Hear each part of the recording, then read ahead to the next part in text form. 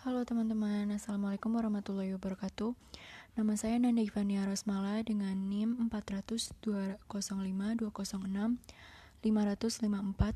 dari Prodi Bahasa Asing Terapan kelas B. Pada podcast kali ini, saya akan menceritakan sebuah cerita yang menarik tentang legenda dan mitos dari objek wisata pemandian air panas Guci yang berada di Desa Guci, Kecamatan Bumi Jawa, Kabupaten Tegal. Tapi letak persisnya ini ada di lereng Gunung Slamet, Tegal, Jawa Tengah. Di objek wisata ini, para pengunjung bisa menikmati air hangat dan udara yang sejuk karena tempatnya berada di pegunungan. Biasanya, kebanyakan lokasi sumber mata air panas ini dilengkapi dengan adanya belerang, tapi berbeda dengan Taman Wisata Guci Tegal ini. Air panasnya ini mengalir secara alami dari perut bumi. Nah, oke, langsung aja ke cerita legenda dan mitosnya. Yang pertama ada dari kisah Raden Arya Wirya. Asal-usul Guci ini bermula dari konflik perang saudara dan perebutan tahta di antara sesama saudara dalam lingkup keraton Demak Bintoro. Keadaan ini membuat Raden Arya Wirya merasa jenuh dengan keadaan dan kehidupan di keraton. Lalu Raden Arya Wirya akhirnya memutuskan untuk meninggalkan keraton dengan mengajak istrinya yang dikenal dengan Nyai Tumbu. Selang beberapa tahun kemudian, Raden Arya Wirya sempat mengabdi di Keraton Mataram pada zaman kejayaan Sultan Agung Hanyorokusumo. Kemudian dia ditugaskan oleh Sultan Agung untuk berangkat ke Cirebon pada masa itu. Kemudian dia mengembara hingga sampai di bagian utara lereng Gunung Slamet dan beliau menetap di daerah tersebut. Raden Arya Wirya adalah orang yang pertama yang membuka lahan perkampungan di tempat itu, sampai banyak orang berdatangan ke daerah itu untuk berguru kepada Raden Arya Wirya dan akhirnya menetap di daerah tersebut. Karena itu Raden Arya Wirya memberi nama tempat tersebut sebagai Kampung Keputihan, yang artinya adalah daerah yang masih asli, tak terjamah peradaban agama selain Islam. Nah, yang kedua ada masuknya ajaran agama Islam. Suatu ketika, Kampung Keputihan ini didatangi oleh pengembara dari pesantren Gunung Jati yang bernama Kiai Elang Sutajaya. Dia merupakan santri Syekh Syarif Hidayatullah yang dikenal dengan nama Sunan Gunung Jati, yang bermaksud ingin menyebarkan agama Islam. Kemudian Raden Arya Wirya dan para pengikutnya berkenan untuk mendalami ajaran agama Islam agar lebih memantapkan keimanan para pengikutnya.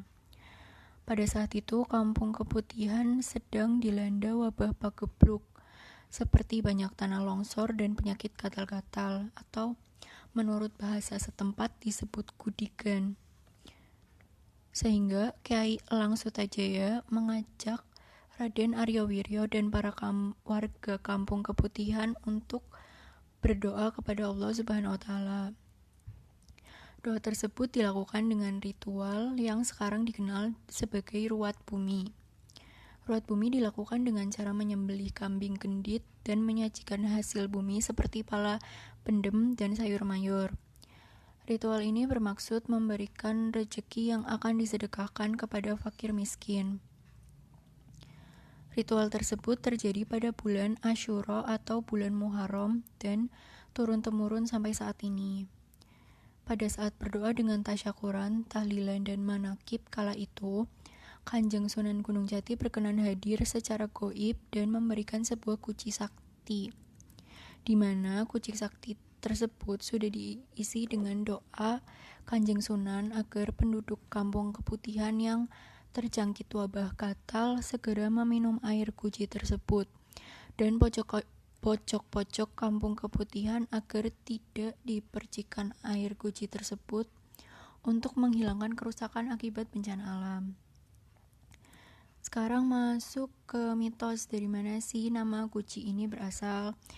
Menurut sejarahnya, konon nama Guci ini berasal dari zaman Wali Songo.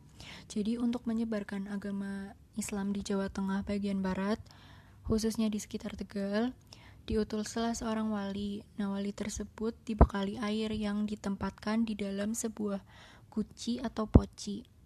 Masyarakat percaya bahwa air dalam guci tersebut bisa berkhasiat sehingga berbondong-bondong meminta kepada sang wali. Namun, karena jumlah airnya terbatas, padahal masyarakat yang ingin menikmati itu begitu banyak, maka sang wali kemudian menancapkan tongkatnya ke tanah.